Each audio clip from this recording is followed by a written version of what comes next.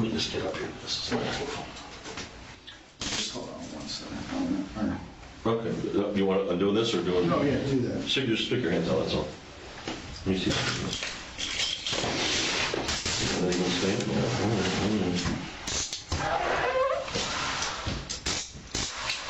Have a seat. This can keep your purse. You have no weapons or anything. I know you have a gun, but you don't have it in here. No, it's in my car. It's in your car? In the glove compartment. It's legal, it's legal. No, I'm just asking you. I have to see what you're saying, sometimes I can't understand what you're saying. I'm not questioning it, I can't hear it. So.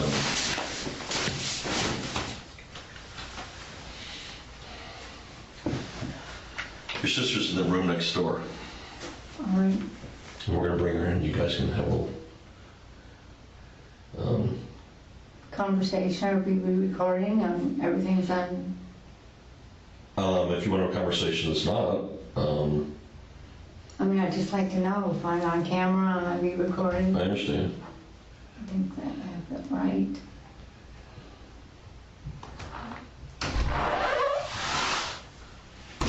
Hi, I'm Detective Thompson with Dallas County Sheriff's Office. Need to search. Just make sure you don't have anything on you, and Yep, you're a just make sure female, that obviously. you've got nothing on you. Got nothing on you that's gonna hurt me, poke me, stick me. Sunglasses in my That's okay. pocket. You can deal with sunglasses, but nothing that's gonna hurt me, poke me, stick me. Nothing illegal. Okay.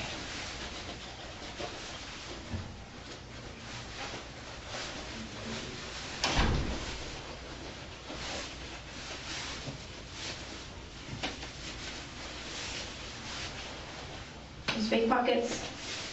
Take that.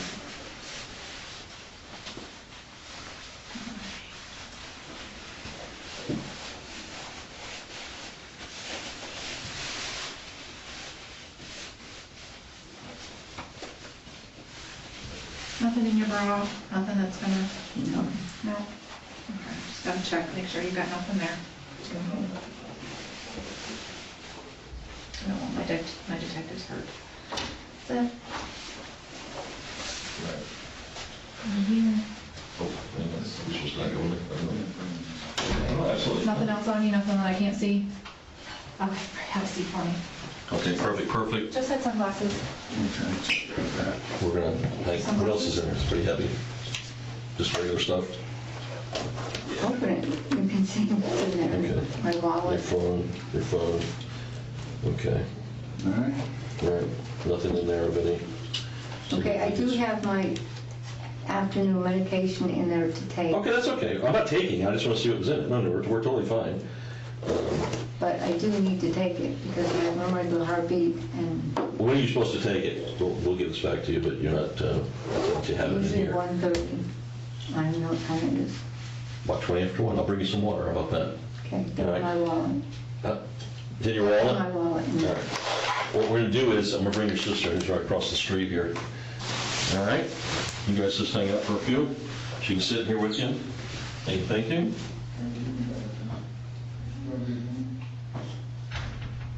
I gotta bring her some water too, so you can bring that. Come in here and see what's your sister from I have to give her some water because she's got some medication to take, so. You guys, have a little alone time there? there.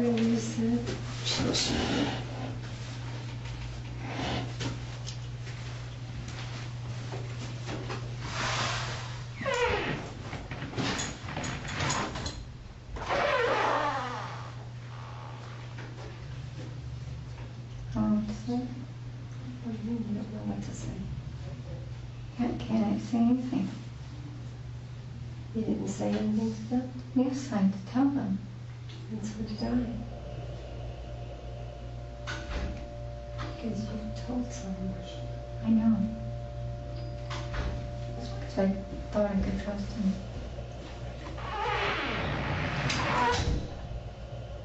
Everything's recorded in here. And I already asked. I already told him who it was. He came to my house. Who did? Anthony. When? Thursday. And he told you he was going to do this? He told me. And then just speak to me. Scared the shit out of me in my driveway. In my car. In the garage. Because I had been talking to someone running. I had no idea what could be so important. He insisted I let him in the house. He told me what you told him. That he was trying to blackmail. What do you mean? Have sex with him or he'll turn me in. I said, if you turn me in, I'm not having sex with you. I have nothing to say. But he came back. Tried again. I said, what are you doing? Why could you? You would never could trust him. Why? I thought this was something I could. I thought I could trust him. Why? I was having a hard time. I was having dreams. Yeah, you They had weren't yours. speaking to me. I had no one to talk to. You weren't speaking to me either. Now look at us, we're going to fucking jail. My life is over. So was mine. I thought about taking this string and hanging myself in the other room. Taking these off of here and hanging them in the room and killing myself just now. Take them off. What? These springs come out of my boots. Where were you going to hang yourself? I was gonna tie it so tight that I couldn't breathe.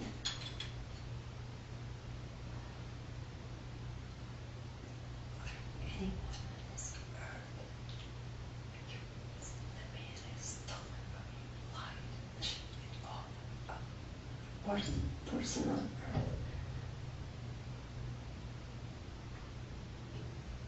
We know we did, and we did it for a reason. I told him why he did it. It doesn't matter what you tell that monster. I told the police why we did it. I told him why we did it. When my father was had dementia and he was getting worse every day. He was uncontrollable. And we had gotten a call with the lung cancer. It's true that none of it's a lie. I know he said That's the the stories truth. matched exactly. However, Anthony said it was my idea. You told him it was my idea. I told him you had argued with Dad the night before. You had a We all terrible had an fight. argument with Dad. Dad called us back several times. Who gave But it was a bad argument in the house. I remember a you bad guys argument arguing. in the house? Over what? Because I wouldn't let him eat something? No, because he didn't want to go to Brookdale. And Well, he was mad at all of us. I was the doesn't one matter that... now. It doesn't matter. That had nothing to do with me. Am I allowed to get my medicine? I don't know. My purse is in my car. They arrested me at work. Well, give me my purse. I mean, it's time for me to take my medicine. They have to let you take your heart medicine stuff. For God's sakes. They asked me if I was on illegal drugs. I said, Heroin what? illegal drugs. I don't take any illegal drugs. I'm just getting my medicine. They did it for me. The Joe will give you your medicine. Okay.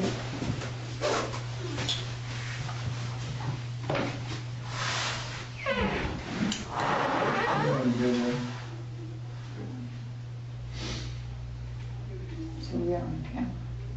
Of course you are. Are you stupid?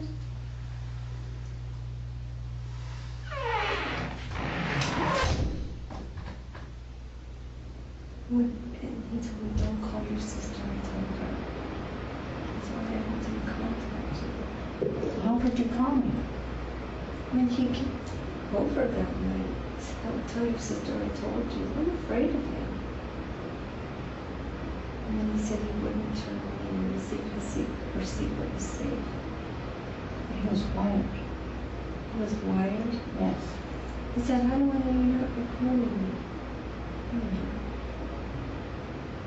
But the same story was told then was told now. As soon as I saw that picture, I saw a picture in the folder here, I saw a picture of Dad. I knew.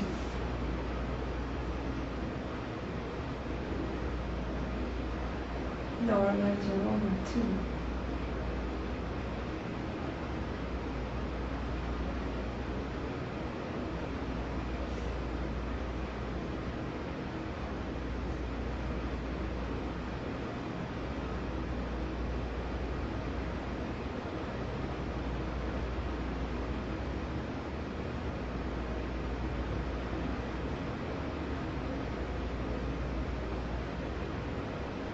And we're jealous of our lives.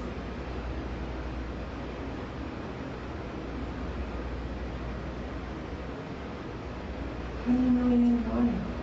He told me they wired him. He has to come here first and they wired him.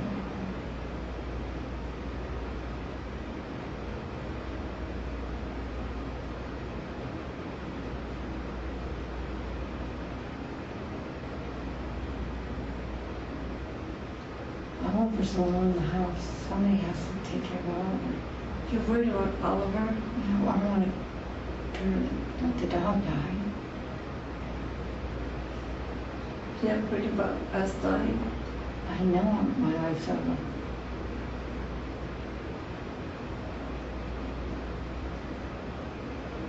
I can't believe you didn't. I can't believe I told him and confided in him. Yeah. Why did you call me? I'm speaking to him. So what? At that time, we did what we felt. That wasn't going to make it. He may have been through that surgery. He was going to go through chemotherapy. That doctor said that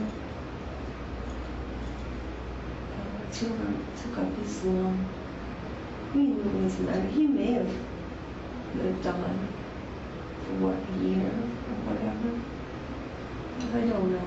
I don't know what his fate was. But his dementia and so forth was very, very bad.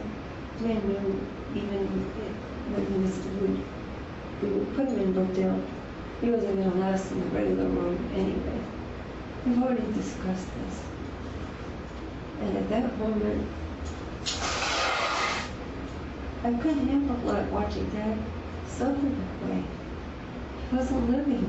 He wasn't living a life.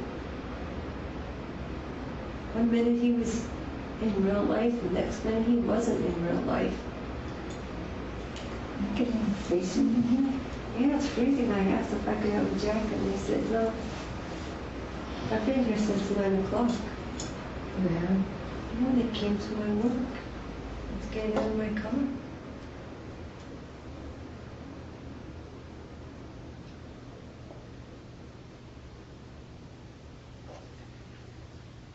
He said, "We'll take care of it." I knew what it was about. Yeah, so, I didn't know if I was supposed to call an attorney. I didn't know what to do. They said they had a question to ask me. I answered the question. I've never been through this before.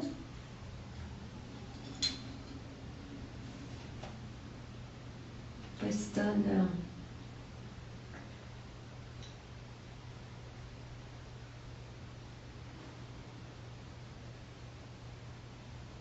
Anyone on this earth that you thought you could trust was him? The man that tried to steal from you and everything and things that he put you through? You thought you could trust that person? Well, he said he was trustworthy, police officer. He was trustworthy.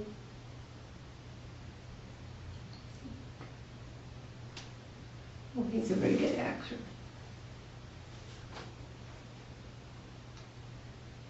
So, that's it. You put in the same can.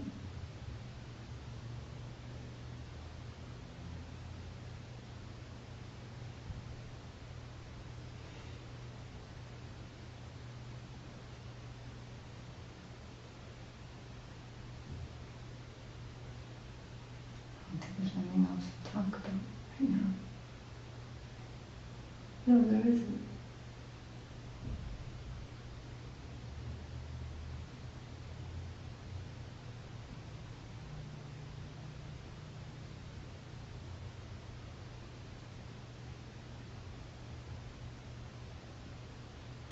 You see, I'm a guy of simple taste.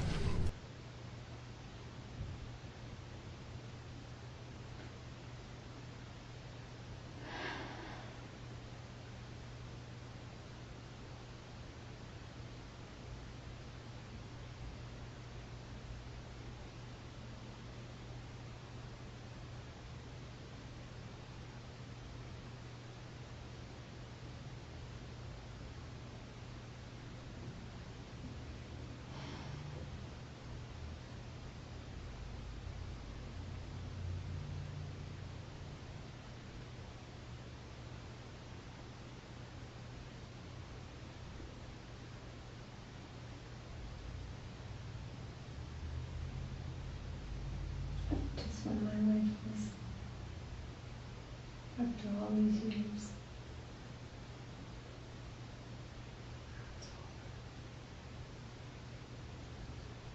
Last two bucks over. Hmm? Something's two bucks over.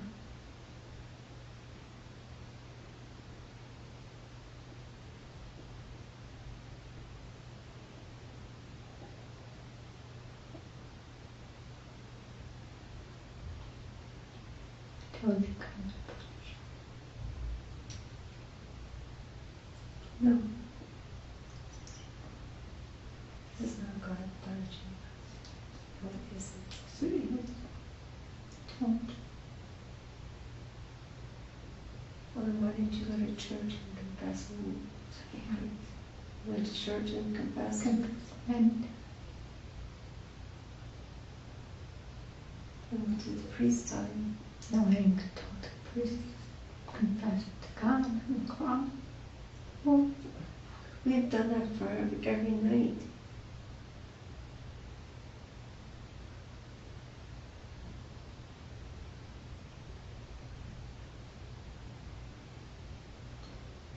They have no right to keep my heart medication from me.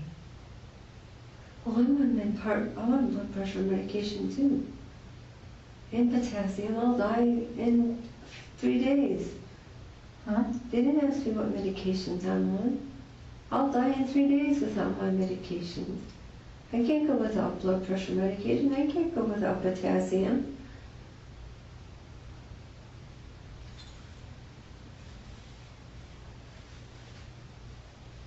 My water pill, my thyroid. You're probably checking the 3 pills that I have. Mine. They didn't even let me take my purse. My purse is All in I my had to do car. was punch in the computer what they are.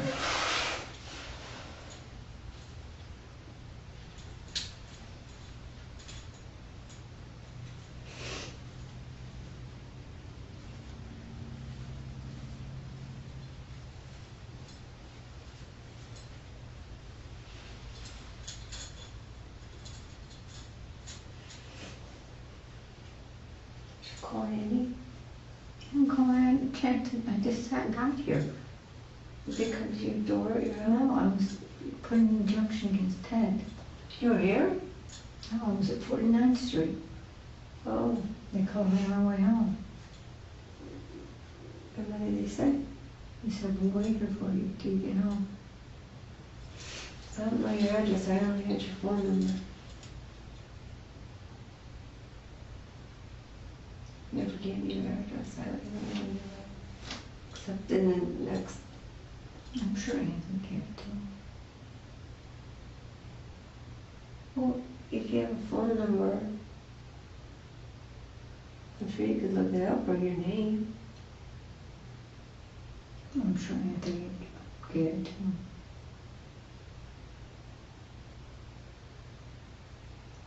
Mr. Honorable.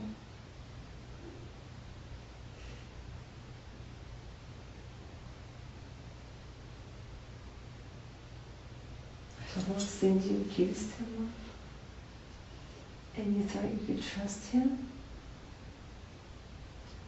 We did what we did. But no one was in our situation. No one saw Dad the way we did. I told you And that that's the way it may not make it right. That's the way I felt. And that's the way I felt at that point. I couldn't watch my father suffer that way. It had nothing to do with his money. Nothing.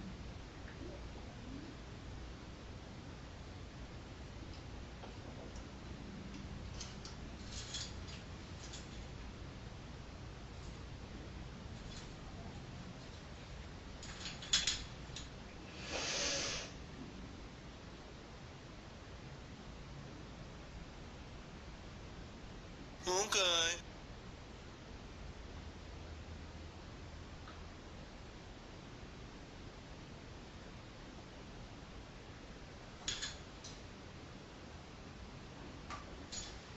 But I take my dentures away too. No, can't do that. How do you know? Come on. Come on. I'm sure they'll take all our jewelry. I don't care what they take. My life is over. So's mine.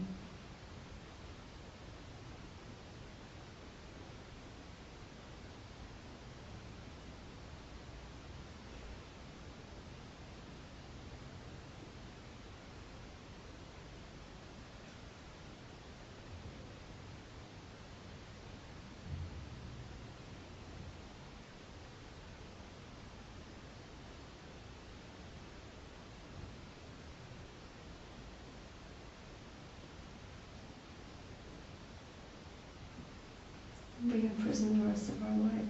Or we could get the death sentence.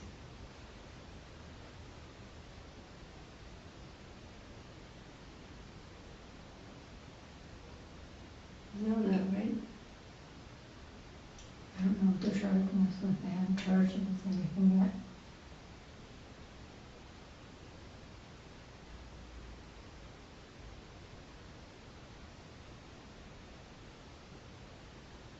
I'm surprised that we're in the same room together. So do you want your sister to be with you? I said yes.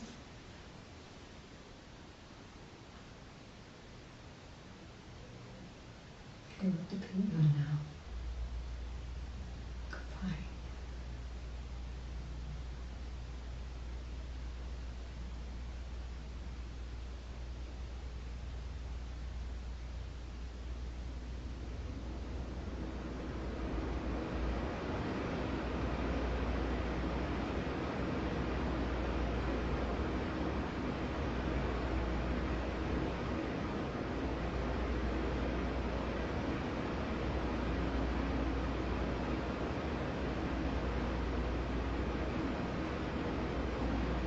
And tomorrow is the anniversary.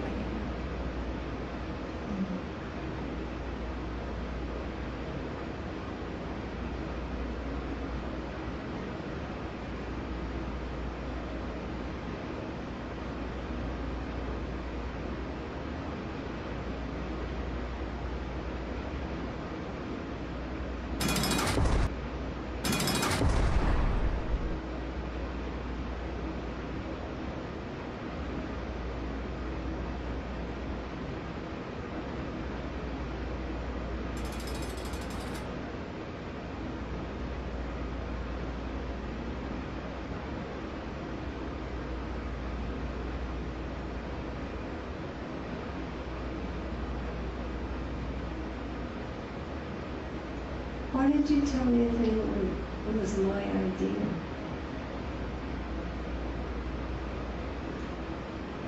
Can I be honest with you? I don't remember some of the conversation. I can't remember it. My memory is not what it used to be after the stroke. So I particularly don't remember the exact conversation. That you had with him? Yes. So you told him that it was my idea. And you know it was not my idea. We spoke about it. We agreed upon it. All I To told watch them that. was when Dad had a bad argument. Look how many times Dad called us back to the house. Said who was judge and jury to put him in the assisted living. He called us all. When did we all turn into attorneys? You don't remember that? And judges? I was halfway home to Danny's house that night. Chuck was there. He was closer to Sunshine Sky, but he couldn't turn around. But that had nothing to do with it.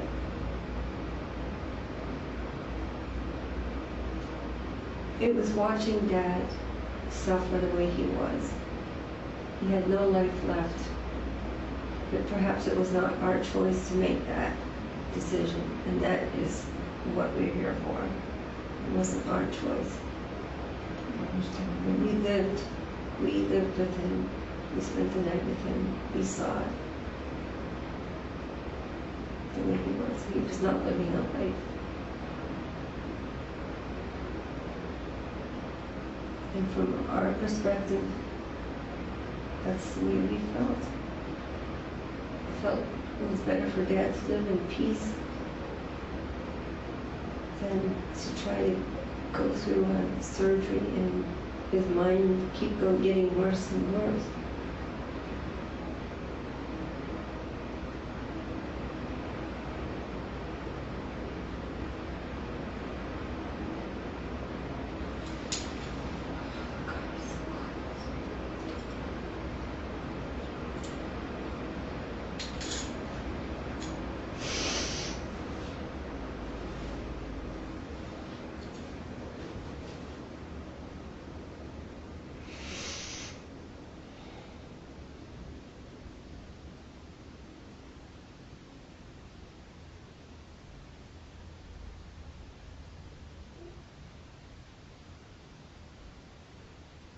They told you he was a trustworthy man?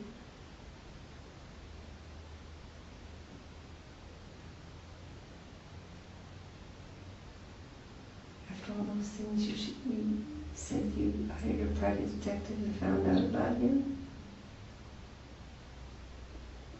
Well, it was mostly assets and things like that. And that he had been in prison? Well, I know it. There's a check, but he's not the one that did anything right now. We are. But he has a rap sheet longer than we do not.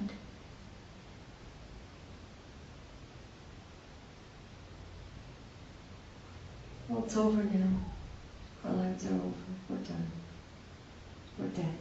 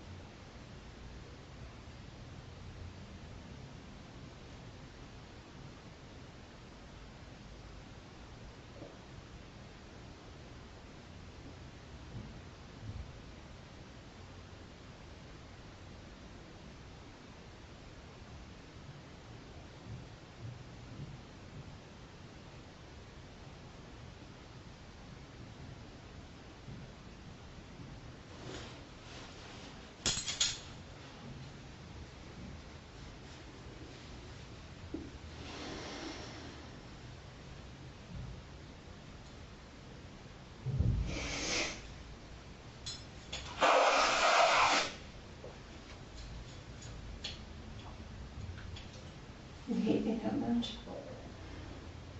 what you did.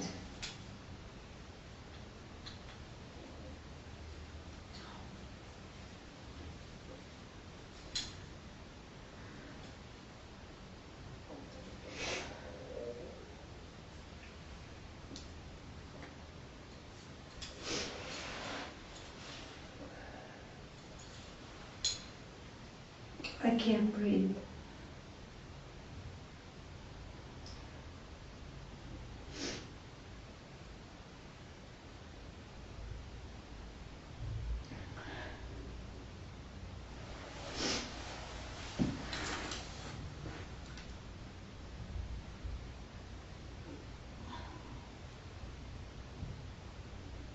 I was having a stroke and I'm getting to die.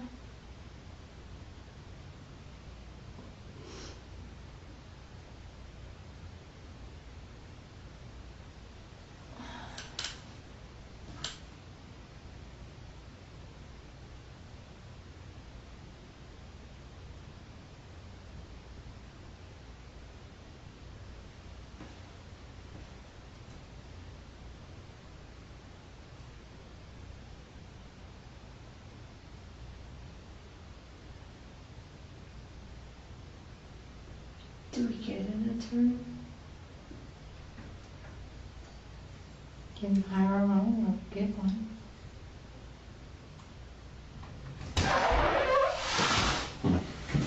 Okay. We have your keys. Because of where your daughter works, we have to make contact with her. Okay? Yes. Would you want me to give her these keys? Is that okay or no? Oh, yeah. And these are your glasses, those are yours? Okay, that's So fine. this will go with your property. That's it. Just because if she has to get access to anything or do whatever, Okay. she's a trustworthy person. Where's the, I am Northern Heartbeat. I could die if I don't have the medication. We're taking you to the jail now. We have a full hospital out the jail.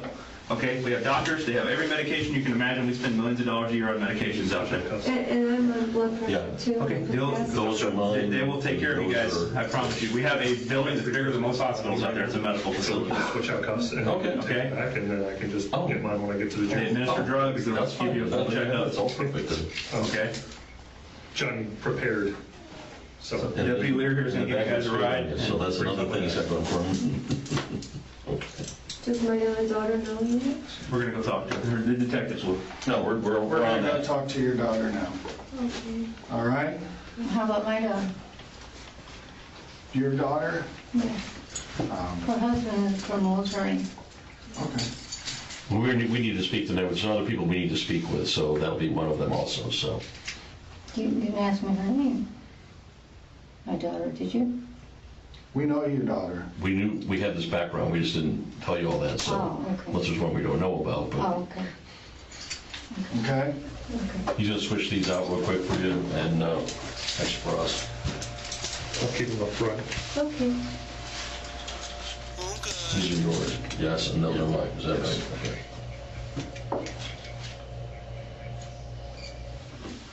How about my dog that's alone in the condo? Is there someone we can call to make My that? daughter, Okay, what's her? she We'll needs get the that, key we'll to do get that. in. She needs the key to get in and out. Okay, that's his. Put these in your bag right behind you. Where are your They're keys hinged, at? But like I said, keeping them up front, they're gonna be exactly the same. They're in my purse. I They're can- hinged Okay. instead of chain. I don't know if you noticed the difference, No, but it'll be pretty much the same thing. Linda, what's your daughter's phone number? 771-3311. Keep your hand turned this way. And her first name? Yeah, just straight up and down. Okay. That's perfect. Take her keys. And then I'm gonna. Do you want them to give those to your daughters so they get the dog and all that stuff, right? Yeah, but Okay. I can tell him he's a dog and nobody there. We'll take care of that, Stand by one more okay? second, please. Okay. I'm gonna switch the cuffs out. And we'll leave them up Hang on. front. Hang on. No, that's hers. Here, I got it. All right, I got it. Let's put this back in. Stick that back in there.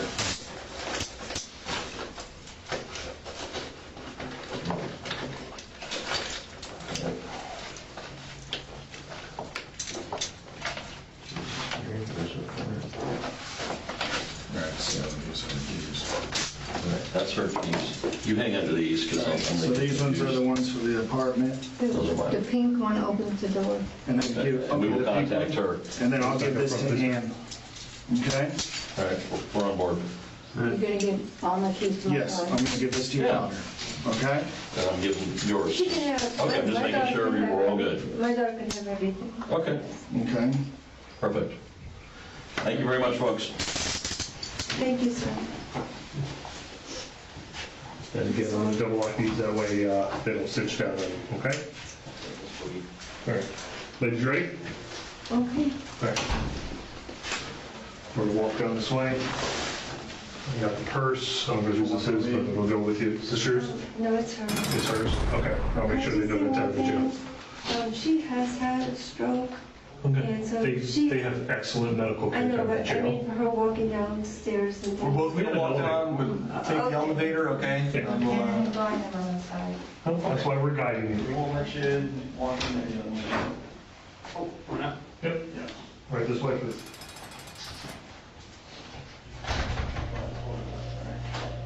Thanks, sir. Come on.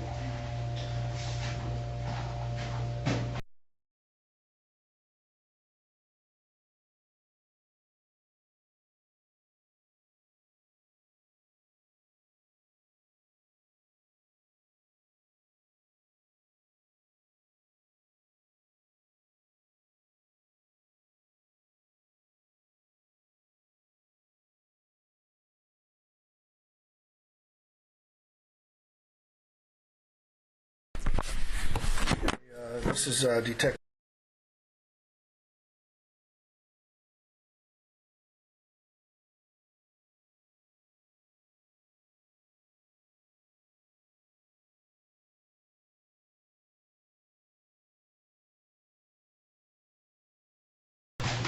What's that? I hate the hot summers. I used to live in Arizona and I always had to wear a suit. I was in Oh, pharmaceutical sales and just Oh, that's hot. Yeah, you don't want to be, 110, but you didn't sweat there because it was so dry. yeah, it was hot, but it wasn't like sweltering like it is here. Absolutely, I totally agree there. Here you have tremendous humidity. all right. Dr. May, is it Stephen May? Sure, Steve.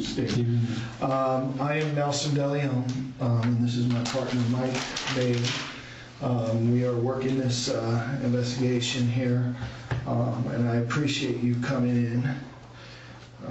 Today, the time is 18:30. And you are currently a practicing doctor? Yes. Okay. How long have you been, what kind of doctor are you? Family practice. Family practice? And where do you practice out of? I'm in Tarpon Springs, if you're going to ask me for the address. It's in Tarpon Springs. I also practice in Tampa Okay, at PR Medical on 56th Street in Fowler. okay. I'd have to get you the address. I'm No terrible. worries. with No worries. names and numbers. As a family doc, do you do rounds in hospitals? Not anymore. I used to go to Morton Plant, Dunedin, and then Countryside, but and Clearwater Community when they had a hospital over there. Now, when did you used to go to Morton Plant? And When did I go to Morton? yes, When did I what years? start, you mean? What year? What year did you start going there to those hospitals? Okay, I came out of the Navy in, let me just think for 1 second. It's okay.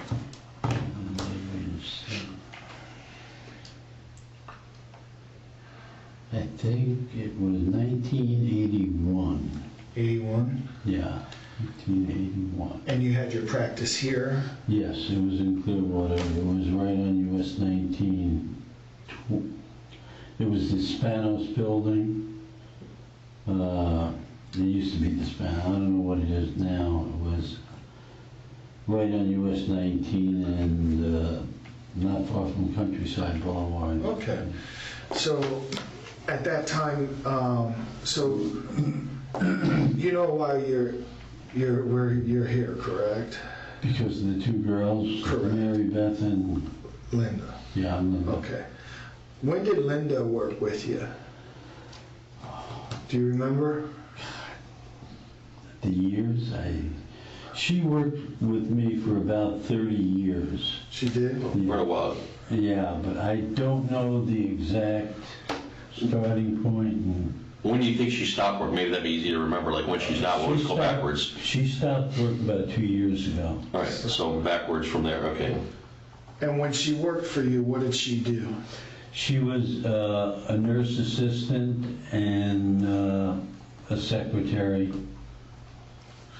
So as a nurse assistant, what does she do? What's her job? She would set up little surgical procedures, do EKGs, take histories. What else? She would do some of the bookkeeping. Just sort of an all-around type of thing. Would she, as being a nurse's assistant, does she provide injections and things like that? Yes. She does? Yes. What kind of injections? Oh, B12, maybe triamcinolone, which is a cortisone, flu shots. In those days when I did babies also and pediatric type things, we had the shots for the babies. Any IV type of stuff going on, or just general? That was rare. If it was IV, I put in, and we did sometimes. We had tremendously dehydrated patients. Of course, sometimes, of course. Well, they were vomiting all the time, so I kept them in the office because if I thought I could do them... Stabilize it? Yeah. Okay. Without sending them to the hospital, because a lot of them didn't have insurance. And I understand. You go to the hospital one time and cleans you out for a lifetime. It's gotten crazy. What about any type of pain medication? To give pain medication? Does she... No. What about like morphine or anything? Oh, no. Okay.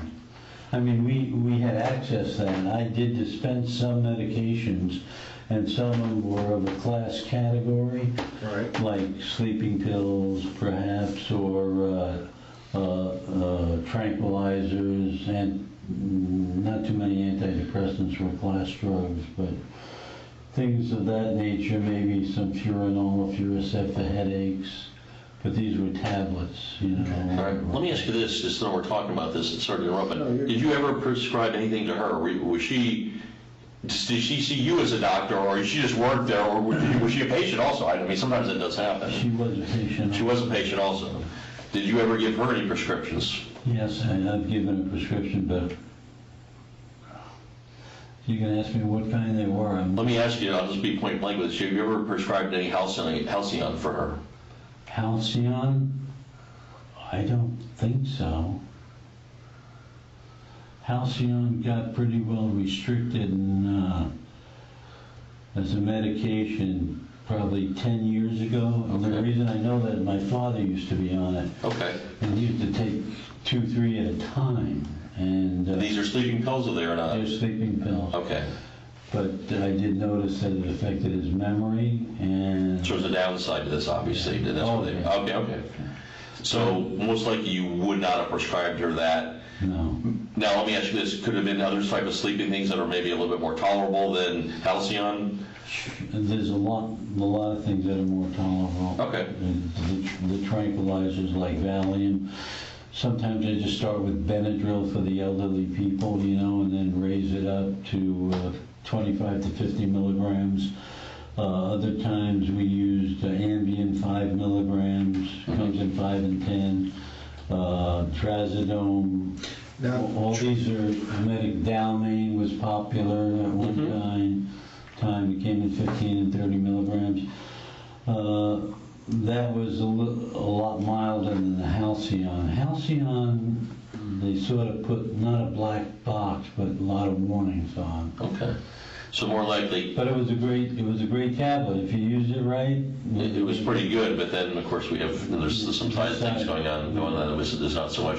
So you may not prescribe her Halcyon, but some of these other things, Trazodone or Ambien, is there a possibility you prescribed her any of those things? Sure, that would be rare. I get it. In those days, we used to get samples of that, too. Okay. So they would take my samples. Okay. Sometimes. Now, would she, as a nurse assistant, would she also go with you to do rounds down in... No. I worked at one place where we did smoke cessation with it by injection, and she helped me with that, but that was short-lived. That was about 3-4 years ago, and it was on Tampa Road, near that hair place, that big popular hair place there. I don't know the name of it. But it wasn't far down Tampa Road off of US 19 on the right side.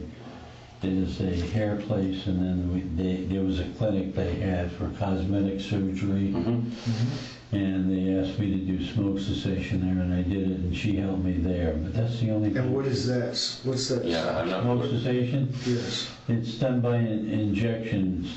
One injection on each side of the ear and one in the arm. And what does it do? What's it for? And it reduces these cravings of the nicotine. You don't use nicotine. Oh, okay, now I get what you're saying. Okay, I thought there was something else. Okay, now I understand what you're saying, okay. So she would never, when you go to the hospital, was she employed with you while you would do these hospital runs? Yeah, but she wasn't with me on rounds, on routine rounds. No, Okay. no, never that I can remember. Okay. Unless it was a relative of hers, but I don't even remember that. Okay. Let me ask you a question. Do you remember this incident when her father passed away? Very vaguely, I remember when her mother passed away, which was before the father. Then the father went on for a while living his life, and a very nice, pleasant man. He came into my place a couple times, gave me a haircut. You know, just he used to be a barber. Okay, I didn't know that, okay, I see what you're saying. And, just a great guy, and I always knew him as being very stable and normal. I didn't see him in the stages when he was forgetful or at that time. But what was your question again? Do you remember when he passed? Did you? Yeah, I very vaguely do I remember when he passed. I remember when the mother passed. I remember when, but I didn't go to the funeral.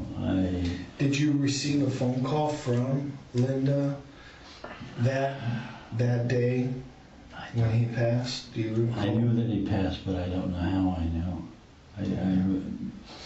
Linda probably was the only one that told me, that had to tell me, and I probably would think she did that when she came to work. When was the last time you spoken to Linda? I spoke to Linda maybe a year ago, maybe a little more than a year ago, and to Mary-Beth. Let me explain a little story here. Yes, please. Lauren, the younger niece. Yes. Lynn brought her into work for me because she wanted to pull out and retire. So I let Lauren stay there and work it. And she did okay at first. She did okay. She did office work there, what was her? Yeah, just office work, but I taught her how to give some shots. Okay. Basic shots All like right. B12 and the other things. Nothing class drug. But, and she worked there for about, I guess it was a year, maybe a little more than a year.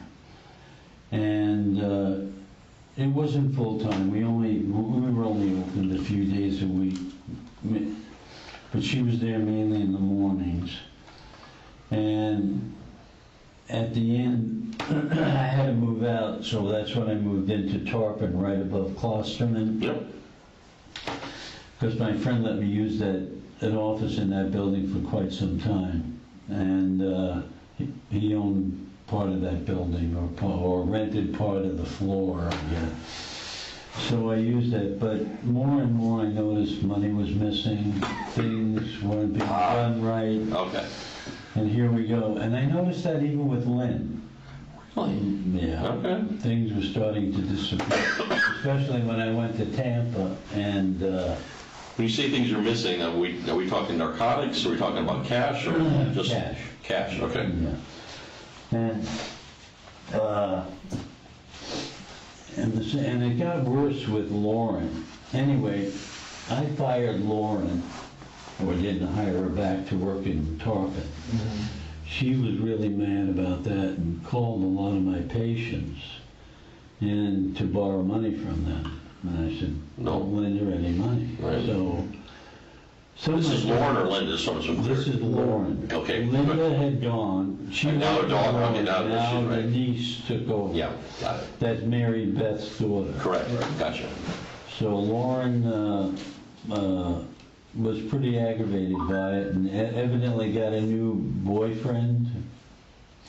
And the boyfriend had a brother, and my house was robbed. Okay. Okay. The sheriff's department knows about it. Cars were stolen. There was a lot of damage. What was stolen? My car, they piled, I had a gun collection, they piled some of the guns in the car. They took the car too. Yeah, oh yeah, they took the car, they totaled it. It was a Range Rover. It was my favorite car. I could never afford to buy a car like that again, the way I got that. Right. Beautiful colors. The guy said he was 12 years old. I said, I've never seen a car kept so perfect in my Right. life. But I think I got $11,000 for it from the insurance company. It completely got totaled. Yeah. The St. Pete police chased them, I guess, and they ran into a tree. Of course. Right. So that's the end of that. Yeah, but then there was a whole bunch of stuff. I had big bottles of coins, I had rings. They took the drawers and dumped them into bags, big bags, threw them in the car and took Off they went. They took all my keys for the cars and stuff. That was all. Nobody knew where it was. That's just weird, but okay. Sheriff's Department did a complete investigation. I got 2 guns back. I'm still waiting, I guess, for a trial for the 2 guys that they caught.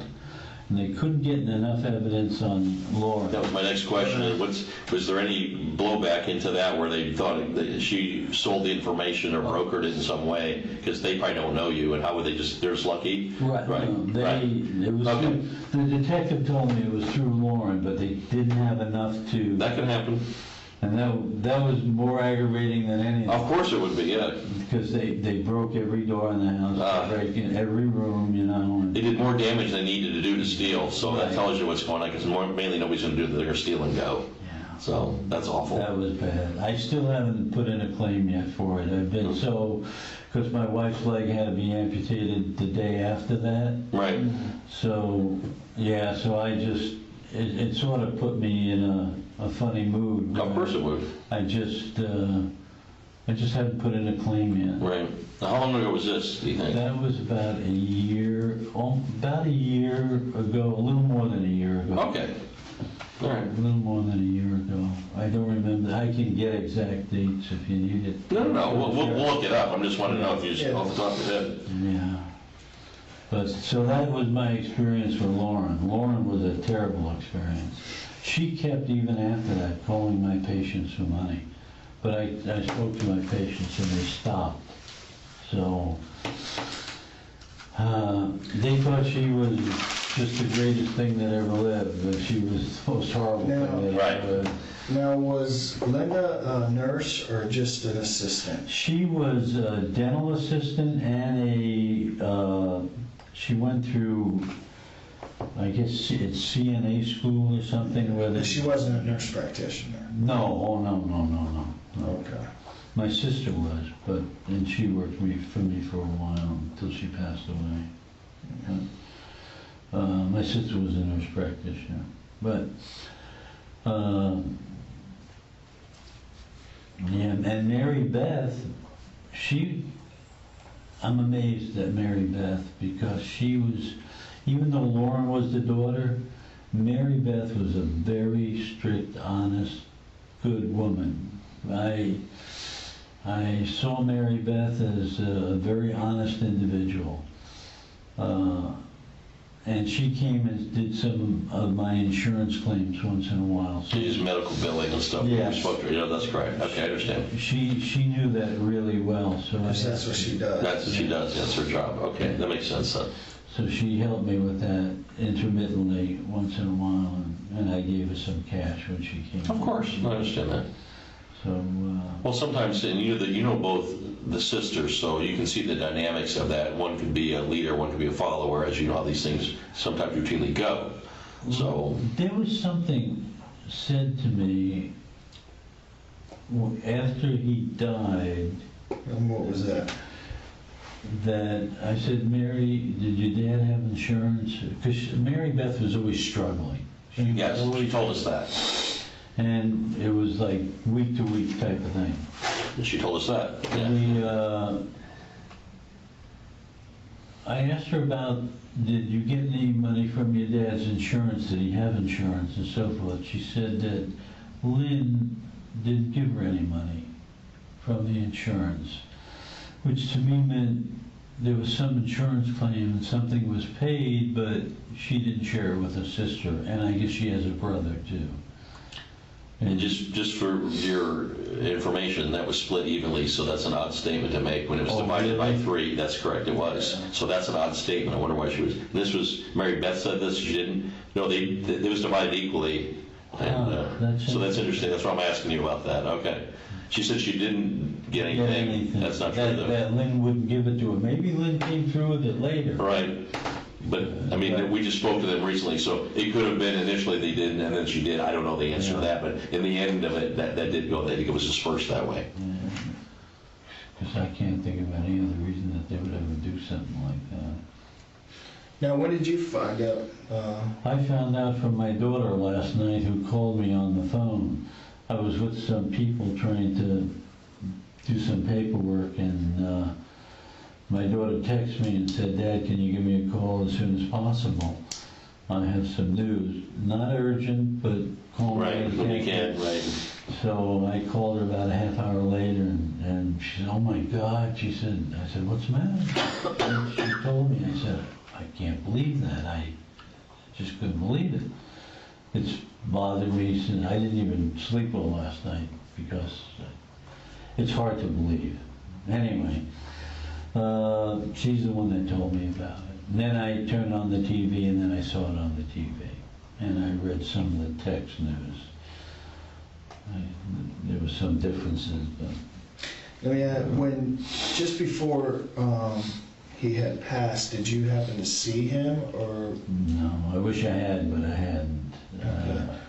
Was it? He was not a patient of yours. He came to visit you, but not for that. Right. He's cut your hair. Yeah. When was the last time you saw him prior to his? Just roughly. I don't know the day, but. Yes. Oh, maybe. Weeks, months? No, it'd be probably a year before that happened. A year? At least a year before that happened, and that might have been to come up and just drop off some money to Lynn, or he paid for everything for Lynn. Lynn wanted a facelift, he paid for it. She needed her teeth done, he paid for it. So he took care of them? Oh, he took very good care of them. He took more of Lynn, I think, than anybody. I don't know why Lynn was maybe a favorite, but maybe because of the children that Mary-Beth had, or create the problems that they might have created. But anyway, I think Lynn was the favorite, and I think she was the oldest too. Mm-hmm. Yes. But he would cover everything. I mean, the poor guy was just a barber, but he must have saved and invested every penny he had, because some of those things were pretty expensive. Hospitalization, she had stomach with a trouble. He'd put her in, get specialists to look at her. If she needed surgery, he'd pay the bill. He just was a super dad. Right. I know, I got that problem with 2 of mine right now. So, but they're legitimately having problems. Right, understood. We're doing the best we can do. That's what parents do. Yeah, exactly. No, that's exactly the case. Is there anything that you think is important that you didn't tell me? I try to think of things, and to me, Mary-Beth was an honest person. I never had her take anything from me that I know of, nothing. The other 2 girls, Lynn, they would take in a fair amount of money every week. And Lauren was even worse. Lauren was terrible. She just would just off the chain. She was blatant. It was just right. Understood. And I kept saying, you know, we're not making any money in the practice, and we should be making. You should be, money. there's people coming in, and what's going on here? Yeah. What's going out the door, so that's what's going on. But you know, then the problem became even with Lynn and with Lauren, trying, because I knew I'd be getting out of there, and I was hoping that maybe I'd be able to quit medicine or almost quit medicine and just retire or partially retire, and to break in somebody new for the year or year and a half that I'd be, it just isn't worth it, because Right. it's so hard to break somebody in new, to get them to know all the rules and regulations, and today the rules and regulations are worse than ever. How much longer are you gonna go? Maybe, I'm probably gonna close this place down within a year, up in Tarpon. I'm gonna work in Tampa, I work in pain management, we run a very tight ship there, and we've got excellent ratings from the health department and stuff that, with this PR Medical. It's owned by two Egyptian people. One is an ex-pilot, and I don't know what the other fella did. I think he raised chickens, which was it's a good living in chickens, believe it or not. As long as they don't get Newcastle's disease, then they got to destroy the whole crop. But, Right. and they treat me very well. They treat me very well. So I pretty well, if I say I don't like this guy, I don't want him, I check their records, you know. Right. If they're involved with any kind of class drugs, I don't want them in our clinic. Of course. So we scrutinize everything that we can. We get all the information we can, then we decide whether we're going to take them as a patient or not. And I don't want to get families coming in there. I really restrict that, because I feel funny about too many people from the same family. Right.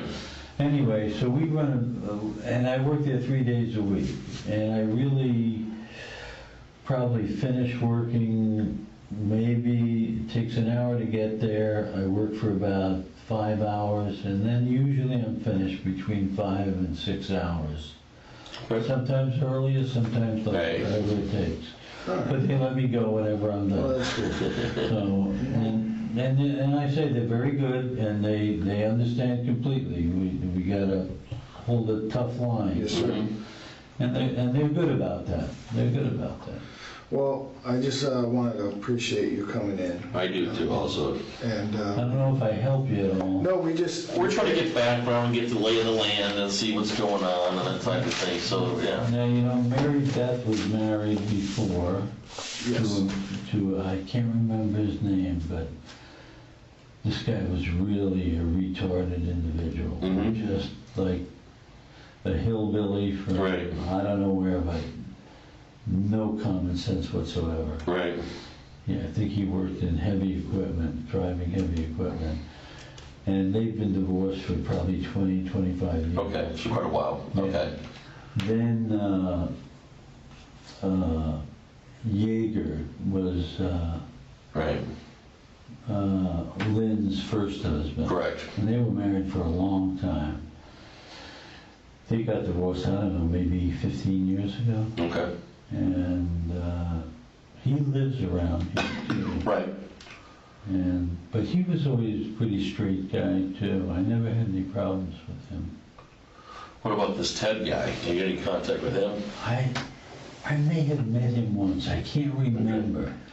But I know that she divorced him once, had him arrested once. Yes, all that's true. He became violent. He met her through the internet, I think. Something, yeah. And but I never knew him, never really met him. Okay. Maybe I met him once, I'm not sure. Right. Where she brought him up to But routinely, you didn't see him like you knew the father and all this stuff. No. So maybe once, maybe never, but you didn't really have an impression about it. Okay, that's fine. Now, but the first husband I knew pretty well. And we had parties and Christmas parties together. So. Certainly. And he was a pretty nice guy.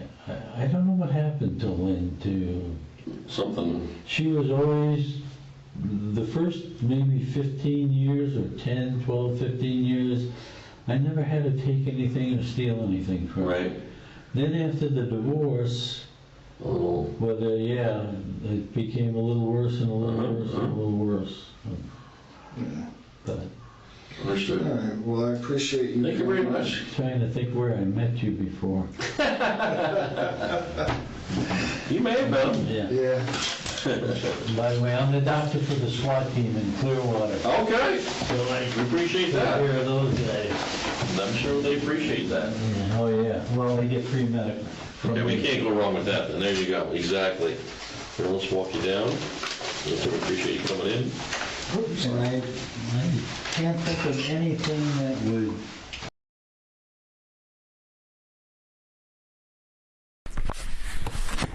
This is Detective DeLeon with the Pinellas County Sheriff's Office. Today's date is going to be March 6, 2019, and the time is 10:35 hours. This is in reference to case number SO15.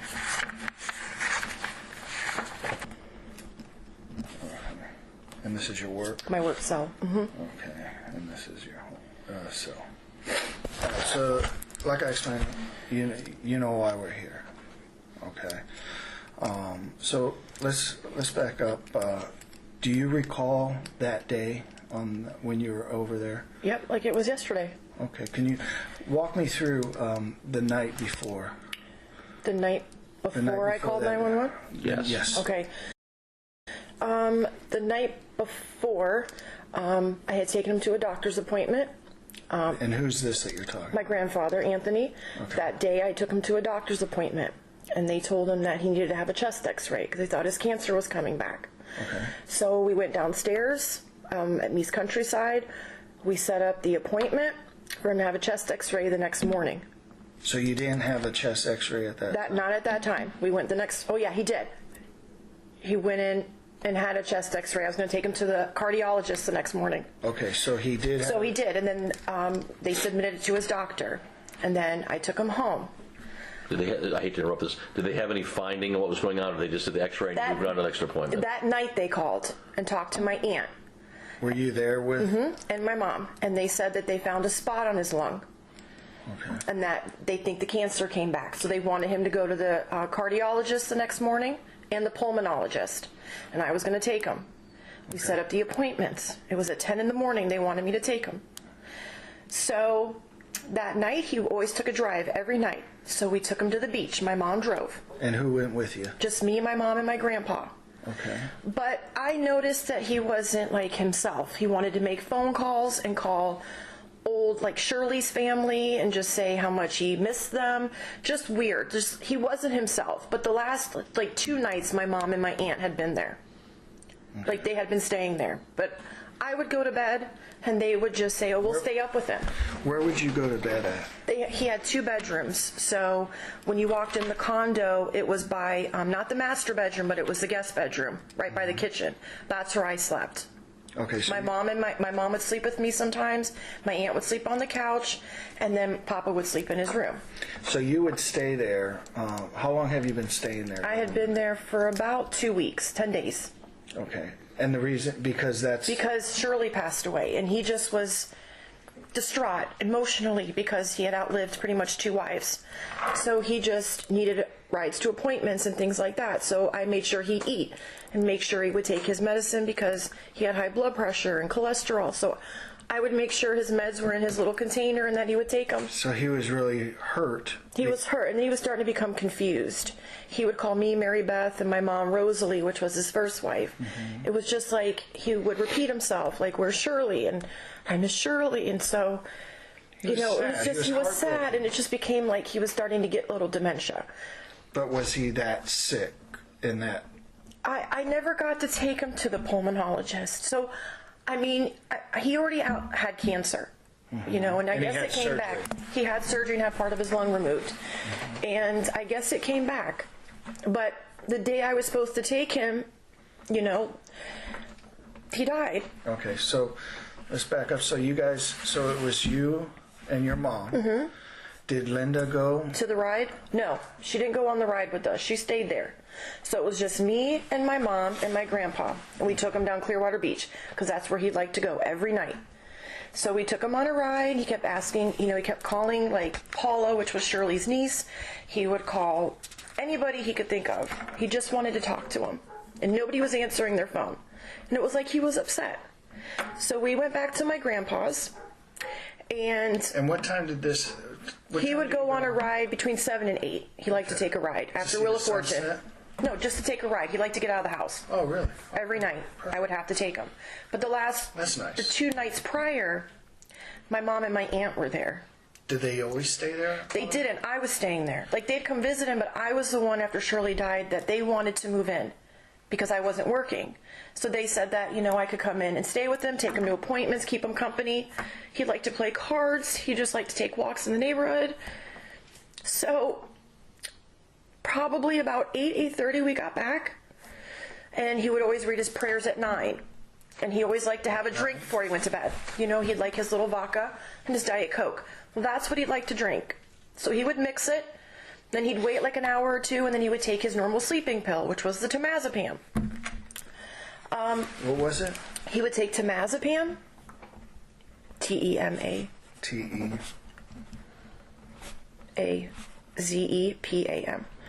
And he took one of those every night. One every night? Mm-hmm. But this night, when he was doing his prayers, he dropped after he had drank, my mom was sitting there, Linda was sitting there. So who gave him the drink? Do you remember? I don't know. I don't remember who gave him the drink. But it was an every night thing. Like, he would just have a drink to relax himself. And the doctor, I remember his doctor would tell him that was fine because he was 85 years old. Absolutely. So if he wanted to drink, fine. I remember my mom or Linda giving him an anxiety pill because he was getting more anxious. And I was anxious.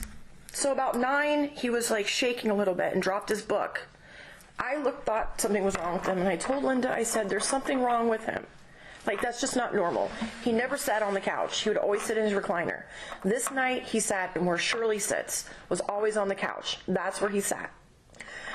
My mom gave me something, said, here, this will relax you, and just go take a shower and go lay down. It was about 11 o'clock. So who gave you that? My mom.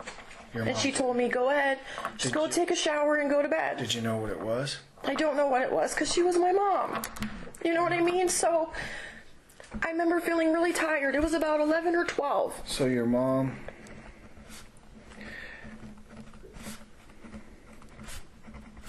I don't remember if it was like a Xanax or if it was just something to help me sleep because I had been up with him because he was my only father figure at this point. So, like, I worried about him. So, like, if he wasn't in his bed by midnight, I would go say, Papa, let's shut the TV off, let's go to bed. Okay, so this was, do you remember? It was between 11 and 12. That she gave you that? That she gave it to me because she said, go take a shower. Linda, or was it? It was your my mom. Your mom gave it. And she told me to go ahead and go to sleep. That they would stay up with him because he was starting to call my mom Rosalie. So she was a little concerned. And then he was shaking. And being Linda was a nurse, I, thought both of them could handle it.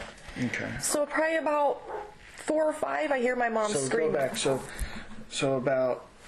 when you took the pill, how long was it that you started to feel a little? Probably about 30 minutes, 45 minutes. And you felt? I went right and laid down with the TV on in the bedroom. And you was the door open or closed? I always shut the door. Okay. I always shut the door. And then about 4 or 5, I would say, I heard my mom screaming because my mom had to go to work the next morning. And I hear her screaming, and I come out in the living room, and Linda's on top of him. She's calling the old doctor she used to work for, Dr. Maser, and she was saying, I think my dad passed away. I'm trying to do CPR. She was on top of his chest, and I remember her pressing his chest. And my mom couldn't call 911. She was shaking too bad. So I went in the bedroom and called. And I told him the address, and I told him that I think my grandpa just had a heart attack. I know that Linda was on top of him because when the paramedics came, they pulled her off of him. And my mom was standing in his doorway, his bedroom doorway, because it was right by the living room. And she was shaking and screaming. And what else did she say? She said, he's dead. Oh my God, he's dead. Did they make any statements to you? No. They made it. She said he must have died in his sleep. Dr. Maser said, lift his back over, and his back was purple. So he said, he's already gone, Linda. That's what Dr. Maser said on the phone. And when the paramedics came, they put him on the floor, and it looked like he had wet the couch because there was a big wet spot on the couch, like he had urinated himself. And then not long after that, the sheriffs came. They counted his meds. They called his doctor. Did the deputies talk to you? Yeah, there was a black gentleman and two white officers. Who spoke to you? All of them. All of them did? Yeah. Okay. They asked where I was, and I told them that, what happened. Then I woke up. My mom was like you're telling just us right like I now. told you, Okay. word for word. It's just like a flashback, like yesterday, like watching him on the ground for like 8 hours until the people came to pick his body up was just enough to engrave in your mind. So they talked to me, and then they took me outside. They let me go outside. They called the doctor, counted his meds. My sister showed up. She was there for a while. And What did you say the pill was? he took temazepam, and he normally took, I think, Xanax or Ativan. I don't remember, but I know it was temazepam. Restoril is his sleeping pill. Okay. All right. So it was temazepam is the sleeping pill? Mm-hmm. Okay. All right. So when you went to bed, did you hear anything unusual at night? No, I had the TV on, and so once I felt sleepy, I closed my eyes because I hadn't slept, because I have a hard time sleeping as it is. So when I felt drowsy, I figured Papa's okay. That's what I called my grandpa Papa. I figured he was all right because he was with his daughters. So I felt at ease to go to sleep until I heard this god-awful scream. And that's when she said, I think he's dead, and called 911 because she couldn't call. Have you spoken to your mom about Last this? time I talked to my mom was Friday, and she's never mentioned anything. It's always about my son, who my sister has, who adopted, and, things like that. So we've never brought it up. I know it's almost 4 years since his passing, so we've never ever talked about it. It was never to be brought up because he died of a heart attack. So I thought, the doctor said specifically to the sheriff, he died of a broken heart because of Shirley passing. And that's all I ever thought. So let me ask you, so when he was, I know after Shirley had died, was he walking around fine? Did he walk, or He walked. He needed some assistance? Did he? He didn't need assistance in the shower. He was starting to become forgetful. He's 85 Which is 85, but he was still driving in the daytime. He was driving. Yeah, he could. They told him not to drive at night because he had a cataract, I think, in his left eye. So He still could drive, though. They never took his license, no. Okay. And so he would drive in the daytime and say, Lauren, come on, let's go for a ride. Let's go to Arby's. Let's just take a drive. Every Wednesday he wanted Arby's. We would. And if it was nighttime, he'd have me drive because he couldn't see. Otherwise, he drove to Publix. He would drive to go shopping. He could do all this. He could manage his money. I mean, I saw a decline after she died. Because of a broken heart. He was confused. But not medically. No, except for him coughing a lot. He was having the cough. Okay. And that's why we took him to his primary. I did. And okay. And then we went downstairs to the radiology place, and then they said, we'll send us to your doctor. And then he called that night and spoke to my aunt. My mom was there. And what exactly, and you said you were there too. Mm-hmm. Right? They said they found a spot on his lung. How big of a spot? I don't remember what he said. Did they say like a massive... They said it was enough that he thinks that he needed to go right away to the cardiologist and the pulmonologist the next morning. He had an appointment at 10 and one at 11, and I was to take him. It was on Fort Harrison, right off by Morton Plant, where he was supposed to go. Okay. Do you have anything else? No, I think that's about it. This has never been spoken about. What you know now, know what happened, but No. nothing. The only people I ever told was the sheriff that was there. Like, when did you wake up? I woke up. My aunt's on top of him. I called 911. Just We've stuff never we talked. discussed, Yeah, right? we've never talked about it because my mom always said it was real hard, especially around my grandpa's birthday and around when he died. She always took it real hard. But for the past couple years, I haven't really spoke to my mom. because as you see, I was in jail. And so because my sister works for a judge, it's just better that I don't talk to her. Understand? You know, Okay. so I would talk to my mom. She'd call my work phone and just say, you know, she's going to her boyfriend's house because my sister would check her phone, she said. And, you know, that was it, that she was going to work. I know my mom's lost weight. I've seen pictures, like, but she's never said anything. I know she said my aunt's gone a little crazy, just kind of became a drinker.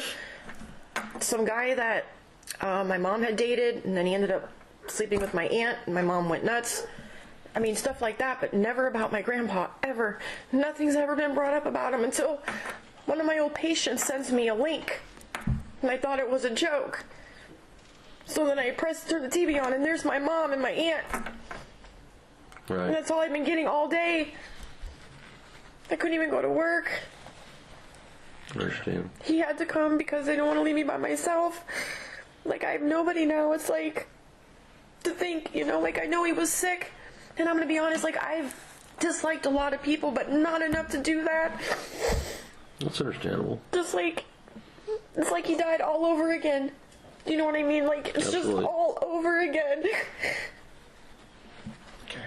And to know that my mom would do that to me just is more sickening when I saw the news.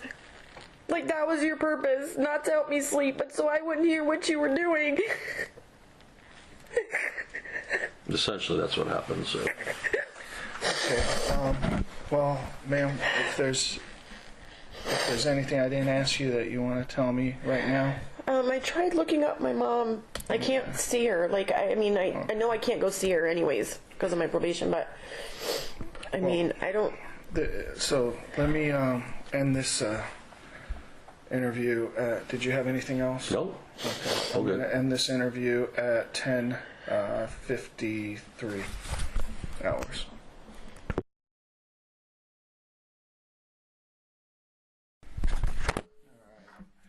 This is Detective DeLeon with the Pinellas County Sheriff's Office. Today's date is going to be March 7, 2019, and the time is 14:41 hours. This is in reference to case number SO15-94748. I am here with Lauren Johnson. Also present with me is Detective Mike Bailey, and we're at the Pinellas County Sheriff's Office. Like I said, thank you again for coming in. I know I spoke to you briefly the other day, which was yesterday. But there is some more. I left it. Where's my notebook? There is some more information that we want to talk to you about more of that day. Okay. And your grandfather. Okay. So let me back up to that time frame. Okay. So you were at that living with him. Right, since Shirley had passed away. When did Shirley actually pass away? 10 days before he did, to the day, so it was in February. I want to say it was the 22nd. Don't quote me on that, but I know they were 10 days apart, they died. So it passed 10 days prior. Right. And she passed away in like a rehab facility, like a nursing home. And I moved in right after she died. Maybe 2 days or something after she died. So 2 days after. Yeah, give or take. It was no more than 2 days that they had me move in with her, with him. Now, who lived with you guys at that time? What do you mean, me and my grandfather? Mm-hmm. Just me and my grandfather. Oh, that's my phone. I'm sorry. No, you're fine. So it was just you and your grandfather? Mm-hmm. Did your mom or your aunts live with you at that time? No, my mom had her own place, and Linda was living with her husband, Ted, at the time. Now, they would come visit, but they never stayed the night. Never stayed the night? Within those 10 days, maybe once or twice, but they would get up and go right to work the next day. So I'm the one that was with him all the time. Like, I was the one that stayed the night with him, got up with him in the morning. So Linda made his breakfast. So Linda lived with Ted, her husband. Ted. Mm-hmm. Right, but during that timeline, they may have stayed there. They may have, but no more than like a day or two. Like, it was probably one night and they'd get up just to visit him. I was the one that was with him. No more than one night? Yeah, no more than one night until like the night that he died, and that night. They But they stayed stayed the there, night, obviously, those two nights. Okay, so the two, out of those 10 days that you I were was there, and after Shirley had passed, right? So you said they both stayed twice, right? In Right. those time. And the one time they stayed was the night. That he passed, they stayed together. Okay. Yeah. Did they stay together the other time or separately? Do you remember? I really don't remember, but I do remember the night that he passed, they were both there, and the night prior, they were both there. So the night prior to him passing, they were there. Yep, together. And then the next day they stayed there again together. Right, 2 nights in a row. 2 nights in a row, and that was the only time out of those 10 days. That I can remember they were together in that house, yes. Okay. So together they stayed.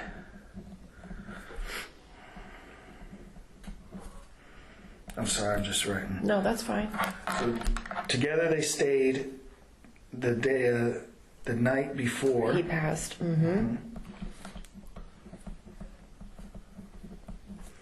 And the 2 days before, right? Right, so like he died on the 6th, so Right. they were there the 4th and the 5th, because he died that morning. So the 4th and the 5th, they were both there, both nights, because Linda slept on the couch, and my mom was in the room with me, except for the night he passed. Okay, so let's go back. So the 4th, so on 3/4, right? Linda slept on the couch. Yep.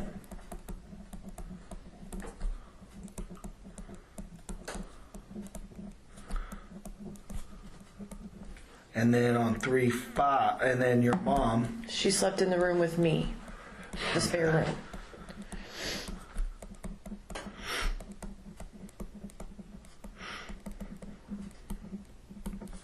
And then on 3/5. I was by myself. Papa was sleeping on the couch. He fell asleep on the couch. Because when I went to bed, I was in his recliner. And he was laying on the couch. And Linda put his feet up on the couch. You know, like, because he was doing his prayers and he was shaking a little bit after he had his drink, his nightly drink, and he does his prayers about 9:30. He would say his St. Joseph prayers. He was like not himself. He was shaking a little bit, like That's not tremors. normal. That's not normal for him. It's not No, normal. because I would say it with him. He'd say his little Italian prayers. That was just not normal to me. So I freaked out, and Linda said, "Oh, don't worry," you know. And so This is post him getting, sorry to interrupt you, just so I'm clear on what you're saying. Yeah. This is post him getting this drink or whatever it was. no, this was while he had been having While he's his drink. drinking, okay. Right, which is uncommon. Right, that's Not the uncommon. drink, Not the drink, but the shaking. That's Yes, what you're- like the tremors. Right, I'm Kind of with like you he now. was having like a little stroke. That was Right, so you unusual. started to get a little. I got what's going on here? worried, but Right. Linda being the nurse, like, Okay. don't worry, and so she. Do you want me to turn that off? No, you're fine. Okay, so I remember Linda putting his feet up on the couch and say, "Here, Dad, lay down." He was on his back on the couch. And then my mom told me, "Go ahead and go to sleep." They were going to sleep in the living room or with Papa to watch him. Her words were, "We're going to watch him." Okay. That's what my mom said. We're just going to watch over him. So that's when I went to bed by myself. Okay. And so the pill that your mom gave you, what was that? I don't know what it was. It was, When was that? When did she give you that I would pill? say that was about, I don't know, between 10 and 11. She probably gave it to me. Was it after he was laying on the couch and shaking and drinking, or was it before that? It was probably a little after that, because she saw that I was worried. Like that I was worried about him, you know, and so she said, would've been "Here, ample, sweetheart, obviously. take this and relax." Did you know what it was? I don't know. It could have been a Xanax. It could have been something, because I had just been out of prison. Not like, I would say, not too long that, you know, something in my system would have affected me to where I would have probably knocked out. Because I started getting sleepy within 45 minutes. I could tell that whatever she gave me was pretty strong. Right. You know, and my grandpa would always want me to have a little drink with him. You know, like he would drink a drink and I would have a little drink just so I could be alert, because that was always my worry, is not to be alert with him, because he was 85. Right. So if he went to bed, then I knew I could go to bed, but I always like made sure I could hear him in the other room. I just felt weird, and so I told my mom, I'm going to go ahead and go lay down, because I really didn't feel like, after what I drank and if maybe took a Xanax, it shouldn't have affected me that much. But I didn't know if it's because I had been up for a couple days, because I was, just worried about him in general, because Shirley dying.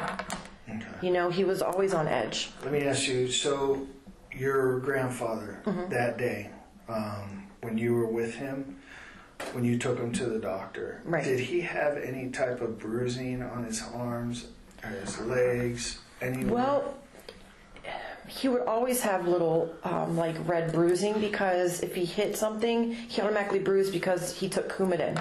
So you had a blood thinner. Yeah, so he would always kind of bruise, and so he would always say, oh, look at my hand, but it would be common in his arm right here. He'd probably get him in his hands, sometimes right here, but and he always wore shorts. So you could see him. Did you notice? Banged up a little bit. Yeah. Did you notice that? Do you recall anything, any bang up that he had that day? Not that I can recall, no.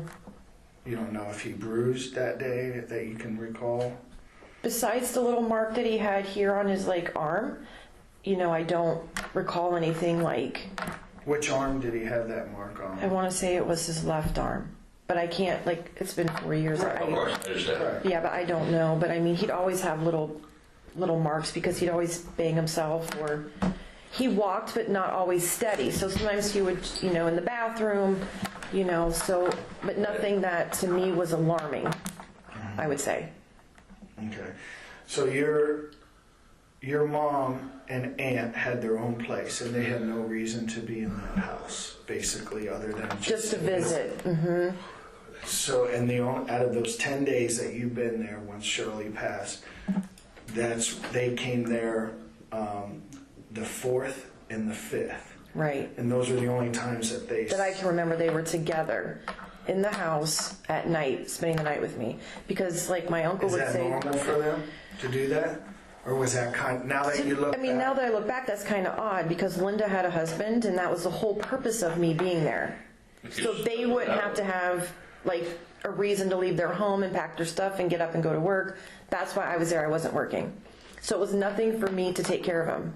My uncle, my mom, and my aunt all agreed that was the best thing for him, was for me to come take care of him. Because nobody in the family could, because they all had jobs and kids. Right. And that was the best option.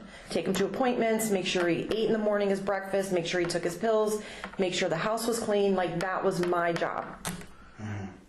So for them to sleep there that night, and then my mom not to sleep in the room with me, and now looking back, it's odd. But she was my mom, so, Right, I get it. I'm thinking they're worried about their dad. All right. Hold on a second. So during this, would they ever mention to you that they were unhappy with how you were taking care of them? I'm not No. saying that you weren't, that they did. I'm asking you, No. did they ever say anything? They wanted him to go to an assisted living. Right. They had me go look at a place with him Nearby. nearby. It was on McMullen Booth. They wanted him to go there because they just felt like it was too much for me to take care of him full time if I wanted a job. But I had no problem, because he did not want to go. He owned his condo, he owned a car, there was no reason for him to go, in my mind. Right. And I told So he them, was resistant to this. he adamantly said, I'm not going. Okay. Now let me ask you this, and I know this, and I'm just trying to get everything on the table here. So when you moved in there, that was when you got out of prison. Yeah, it was probably could have been about a year maybe, but I had been out. I had a place in Largo. And at that time, were you working on getting clean, or were you? No, I was already clean. You were? Oh yeah, I didn't have a drug problem. Okay. I was... Because I know you had a history. Right, but I didn't have I wasn't shooting up or anything like that, so it was not an issue. I didn't have drug problem moving in with him. Okay, let me ask you, what was your, and I know... Drug of choice? Drug of choice. It was normally maybe Vicodin or Xanax, things like that. It was not I never did meth or heroin or crack or coke, none of that. I was not, and it was more I'll be honest, I got caught It's okay. It's okay. It's not, but I got caught selling it, so I wasn't really like addicted to it. I've been clean now for years. Like, I don't have a drug problem. So when I moved in with him, like, it was nothing for me to drop everything and move in with him.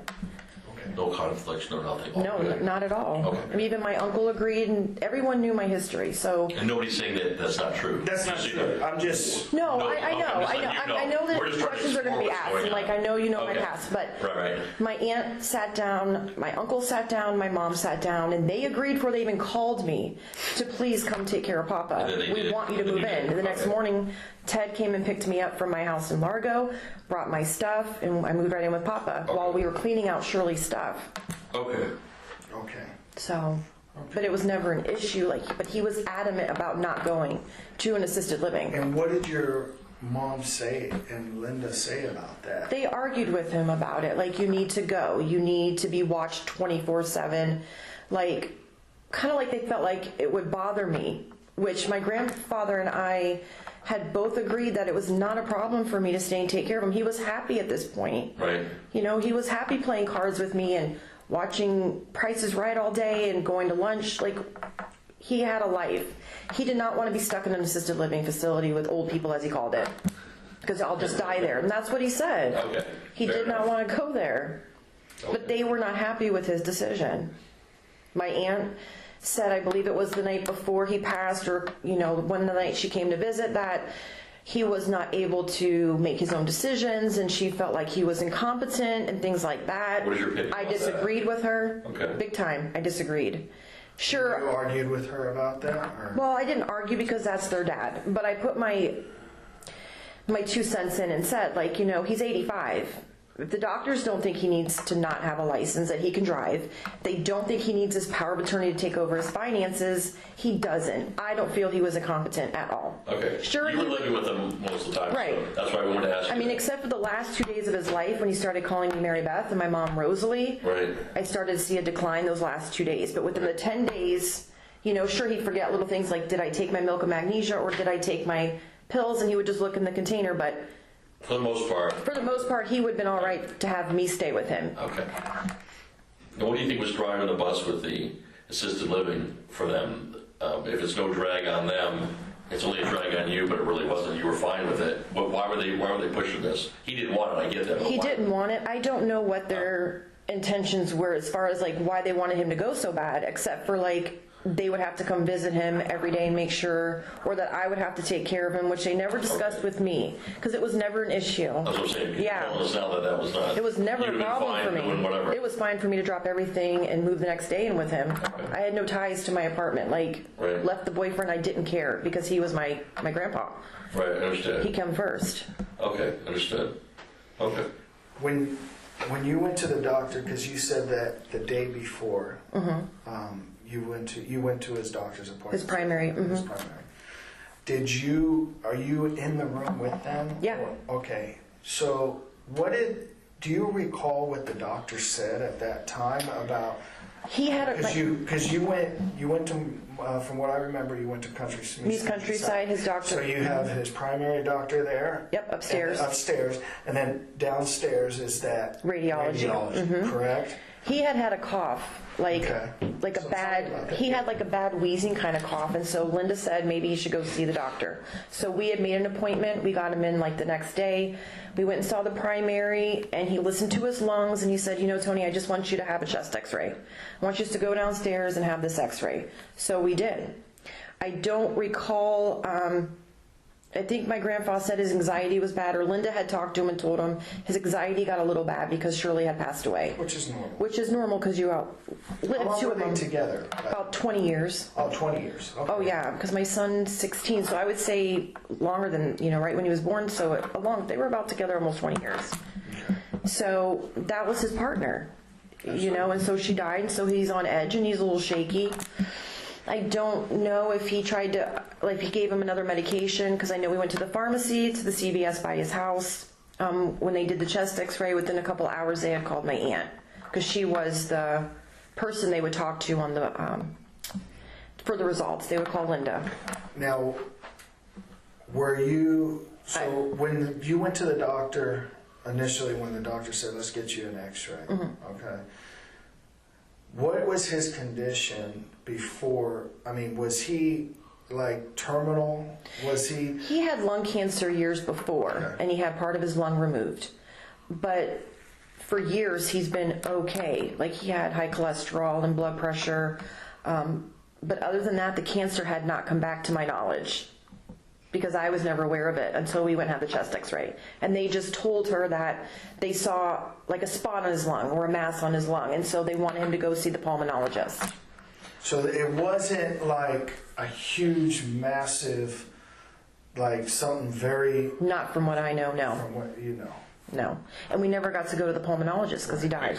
So I never got to take him to the appointments. So when the phone call came in from the doctor after you guys, so you guys went downstairs, did the x-ray, you go home. Yep, we go home. How was he? He was just coughing. He had that wheezing cough, and he just watched TV. Did he still smoke, right? No. No? No, I would smoke. Okay. He didn't smoke. He would just drink. You know, and he would tell me quit smoking, or he would joke and say, sneak me one. But he did not smoke. Okay. He was adamant about not smoking. He hadn't smoked for years. Okay. So then you get home, and what time did that? So tell me, let's walk through when you got home, who was there, and step by, do you remember what? I remember it was just me and Papa. Okay. And then What time did you get home approximately? Was it afternoon? I want to say maybe 4, but I don't remember. 'Cause I know it's so- But I want to say it was like mid-afternoon. So I would say like 4, because I remember him saying he was hungry. Linda came first, Okay. and then my mom came. Like, was it right away or shortly after? Shortly after, because then that's when the doctor called. Okay, so... So he was there to like, when he called the home phone, he ended up talking to my aunt. Because when I answered the phone, it was him. So I handed her the phone because he asked to talk to her. Because my grandpa was hard of hearing, and he would not wear a hearing aid. So I remember Linda taking the phone. Okay, were you standing there? Yeah, Papa was on the couch, I was in his recliner, and Linda was sitting, he had another chair by the sliding door, and then he had a piano. My mom was sitting where the piano was, because my mom was there too. And then what happened? Tell me about that conversation. Was it on speaker? No, but she got off the phone and said, okay, Dad, Lauren's gonna take you in the morning to go see the pulmonologist, and I believe the cardiologist. He had 2 appointments for the next morning by Morton Plant in Clearwater. And what was her reason, and what did your grandpa say at that time? Do you remember? He said, why do I have to go? And she said, they found a spot on your lung. A spot? Okay. And then what? And then what happened? I don't think he registered it. Like, I really don't think he processed it. He doesn't take news, like, to him. He just kind of brushes it off a little bit. So I really don't think that it even affected him at that moment. And I remember her and my mom talking. I don't know what they talked about because I sat and watched TV with him. And then he said he wanted to go for a ride. It was time for his ride because Wheel of Fortune had just ended. Okay, so that's usually... Because he doesn't like Jeopardy.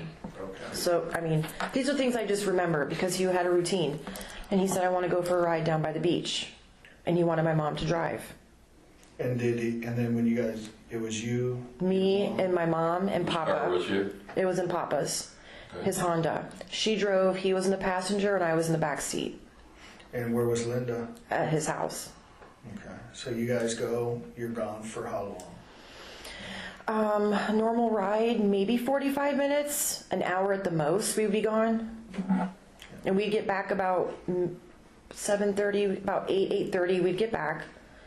And then I believe it was baseball. There was a sport on because he wanted to watch a game when we got back. So you guys get there. You're still in the living room area, I'm in the living room. and you're watching the game with him. Yeah, he's sitting on the couch and he says he wants a drink. And then who gets him the drink? I don't remember if it was Linda or my mom because he didn't tell me. I normally make it for him, or he'll just tell me to go get the bottle from underneath his bathroom. Well, He had one in his bathroom sink. So he would tell me to get it, and he would normally make his own, or he would tell me how much he wants in his cup. So he usually hides it. He used to hide it in his bathroom, vodka and Diet Coke. Okay, so either your mom or Linda made it. Made the drink and gave it to him. How long after that did you notice? Do you remember him? He normally said his prayers between 9 and 9:30 on a normal night. So I would have to say within like 30 to 45 minutes, that's when he he had his book in his hand and he drops it, and just really weird to me, like a tremor. And Linda said, well, maybe, I said, what's wrong with him? Like, is he having a stroke? And she said, I don't think so. Maybe it's the new medication, because I don't remember if the doctor had changed it. I know he went to the pharmacy, but I don't know if he had, difference in medication, because it was just that day. I really don't remember. But she said maybe it's just like a reaction. We'll watch him, is what they said. We'll just keep an eye on him. And then you were nervous, and then... I was real nervous because, Shirley had just died, and my whole being is to watch him. So I knew he had already taken his meds for the night. So he already taken the meds? His normal meds. Mm-hmm. Who gave them to him? In his little container, he normally would tell me to get them. Or he would go in the kitchen. I would put him in there for the week, because he had one of those things Monday through Sunday, and he'd have the AM and PMs. And then he would take some at noon, so it was the one that had the 3. And him and I would sit there at the kitchen counter and do them. He had a little kitchenette in the kitchen, and him and I would sit there for the week and make sure we put him in there. So he would know if he forgot, he would know, because he'd flip it and say, oh, I already took that one. And I would give him to him. And he would watch me pour him in there for him, and he would take him with his water. He always had a water by his by the couch, by his chair. But this night he wanted to sit on the couch, which was weird. It was just really weird. Let me ask you about that. You said he wanted to sit on the couch. Did he make an effort? Did he say, I want to sit on the couch, or he just happened to be on the couch? No, he said, I want to sit on the couch, in Shirley's spot. That's where Shirley always sat. That's what I was saying. He always sat in his recliner. Okay. And I don't know why he wanted to that night, but he did. Right. And so then he was drinking his drink, and then let's do our prayers, and it was just really weird to me. Right. So you lived there, so on the couch, can you describe what you guys have on the couch? It was just regular pillows, throw pillows. So little square, not silky, but not cloth. It's hard to explain, but a shiny type of pillow. Sheen to it, then. Yeah, and so it was. Well, do you remember what color they were or anything like that? They were maroon, and then the other end had I think an orange, because I ended up with the pillows after he passed, because I had his recliner, but he had a couch with 3 cushions, and it was kind of it was a gray couch. Okay. You said you kept the cushions? Not those cushions, the pillows. We sold the couch. We had. We had. No, I meant the pillows. Not anymore. No, I don't have anything. Okay. All right. But he had throw pillows, and so when Linda did put his legs up on the couch, she put one of the pillows behind his head. Okay. I don't know what they did with the other pillows. All right. That's fair. Okay. And you said you got rid of those pillows? Oh, I lost everything. My ex. Oh, he was violent, and so I understand. we split. Right. He kind of got rid of all my stuff, but when I woke up the next morning, I heard my mom screaming, and that's what woke me up. Do you remember what you saw? Yeah, Linda was on top of him. My mom was standing. Where was his head? His head was. Okay, because I know the recliner. There was a recliner. If I'm sitting in his recliner, there's the couch. And there's a little table. Correct. So his head was right there. So it's and his feet. Yep, closer to the recliner than to the other way. Okay. And then, because then he had sliding doors. So his feet were by the sliding doors. Okay. His head was on a pillow by the arm of the couch. And then there was a wet spot. What kind of pillow was he on? A little square pillow. Was there a pillow, do you remember, a pillow on the opposite end? Or? Yeah, he had a couple pillows on the couch. I don't know what they did with them. And there was a multicolored pillow there as well. Yeah. That was on a little... The footrest or something. An ottoman. Right. Yeah. Is that pillow normally there? I really don't remember, because I know he had pillows not on the recliner, but they had another chair, and there would be a pillow on that chair, and then the footstool, I really don't remember. Sorry, I'm trying to picture it. But on his couch, he had a couple throw pillows, but he'd always move them, depending on who sat there. Okay. Because Shirley would sometimes want it behind her back, sometimes she didn't. But then when she passed, he kind of didn't want to move her stuff. So he really would never sit in that spot until that night. Okay. All right.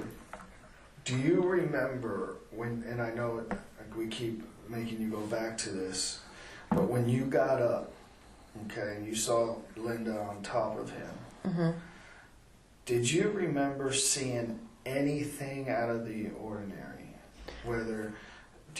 Anything that stood out to you that was there that you can remember looking back? Anything? No, I mean, I only remember hearing my mom scream and waking up. And she said, "He's gone. He's dead, Linda. He's dead." And that's when I came in from the bedroom. You have to go catty corner into the hallway, and she's on top of him, my aunt. Like, she's only 90 pounds, so for her to be on top of him, like, Right. and it was just kind of like they were not startled to see me, but, Right.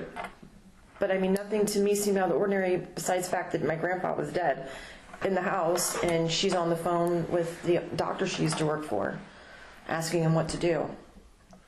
Which doctor is this? Dr. Mazer. Right. She just said, "Doc, I think my dad's dead. What am I supposed to do?" Okay. And my grandpa had a pacemaker. So she's looking for a pulse, but she said, "I think he's still alive," because he's still, like, his pacemaker was still going. Yeah, But when he said, "Check his back," and when she kind of rolled him to the side, he said, "If his back is blue, then he's dead." Right. And then the paramedics came not too long after that, because I called 911 from the other bedroom. I went in the other bedroom because my mom kept screaming. Was this on the house phone or your cell phone? My cell phone. My personal cell phone. The same number you No, I had an 813-270-5439 number. Okay. What was it? I believe it was 813-270-5439. I don't think I called from the home phone, from his home phone. And I had that number for years, so. Then they came and had to pull her off of him because she was, I don't know if she was pretending to do it at this point now that you tell me this, or if she was really trying to do CPR. Right, understood. But they pulled her off him, and then they pulled him on the floor, and there was a big wet spot, like he had peed himself a lot. And did the EMT people do any CPR, or they did not? No, they knew he was already dead. They knew it, okay. And they left him on the floor. Then the sheriffs came. Okay. And I sat in his recliner and didn't move because I was just sick. Like, then I'm watching him lay there, and, to me, my reaction was, like, horrifying. My mom was a little more calm, and Linda was, calling my uncle. I mean, my mom was a wreck more so than Linda. Right. Who was more of a wreck? My mom. But Linda just seemed like, "Oh, he's dead." My mom, "Oh, he's dead." What did he have his prayer cards there? His prayer cards, I believe, were back on the. I had picked them up off the floor and put them next to him on his little stand where he had them, like the little table. They were old cards, like old. So I remember putting them back in his little. He had like a little thing, for a wallet. He would put them in there and put them on his, like, the little table where the lamp is. Okay. And that's where his water was and his drink. Who put the sheet on? What sheet? There was a sheet that was on. Someone covered him. And put the prayer cards on. No, I didn't. I don't. I'm not saying you did. No, I mean, I don't know who did that because when I went to sleep, she had. I'm just looking at a She picture. put his feet up.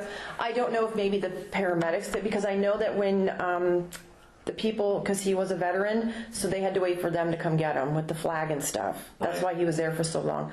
I don't know about the sheet because I ended up going outside when the sheriffs came. All right. There could have been a post that. Yeah, I don't know. When I went to bed, he wasn't covered at all on the couch. Okay. They just took his shoes off. And was he wearing the same stuff that he was wearing the night before? As far as you know? I think he had shorts on, and the shirt that he always wears, a collared shirt. And then he always wore these beige Velcro shoes, and he had those, but Linda had taken those off him when she put his feet on the couch. And then he had, like, the knee-high socks. Okay. Did Shirley, was she cremated as well? Or